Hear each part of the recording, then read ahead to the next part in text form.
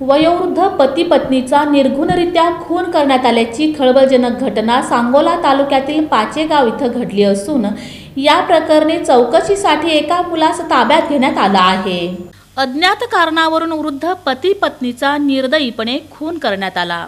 पतीच्या मानेत लोखंडी खोटी ठोकून वायरने बांधले आणि पत्नीला जीवे ठार मारून तिचा मृतदेह जिन्याच्या खुंटीला अडकवण्यात आला। ही घटना सायंकाळच्या सुमारास पाचेगाव बुद्रुक तालुका सांगोला येथे उघडकीस आल्याने ग्रामस्थ हादरून गेले आहेत। भीमराव गणपती कुंभार वय 65 व सुसाबाई भीमराव कुंभार वय 50 असे मृत पती पत्नीची नावे आहेत।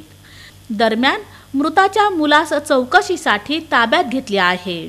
घटनेची माहिती मिळताच पोलीस अधीक्षक शिरीष सरदेश पांडे, अप्पर पोलीस अधीक्षक प्रीतम यावलकर, मंगळवेढा उपविभागीय पोलीस अधिकारी विक्रांत गायकवाड, पोलीस निरीक्षक भीमराव खंदाळे, सहाय्यक पोलीस निरीक्षक सोनकांबळे यांच्यासह पोलीस फौज फाटा घटनास्थळी दाखल झाला। डॉक्टर संजय बाबर हे त्यांच्या घराच्या गच्चीवर गेले असताना त्यांना शेजारी राहणारे भीमराव कुंभार यांचा मृतदेह गच्चीवर पडल्याचे दिसून आले, म्हणून त्यांनी गच्चीवरून खाली उतरून त्यांच्या खिडकीतून डोकावले असता सुसाबाई कुंभार या जिन्यावर खुंटीला अडकवलेल्या अवस्थेमध्ये दिसून आल्या।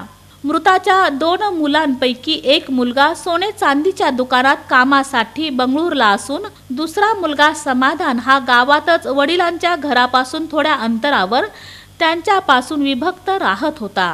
रात्री उशिरा कुंभार पती पत्नीचे मृतदेह शवविच्छेदनासाठी सांगोला ग्रामीण रुग्णालयामध्ये पाठवून दिले। मात्र रात्री उशिरापर्यंत घटनेबाबत पोलिसांमध्ये गुन्हा दाखल झालेला नव्हता।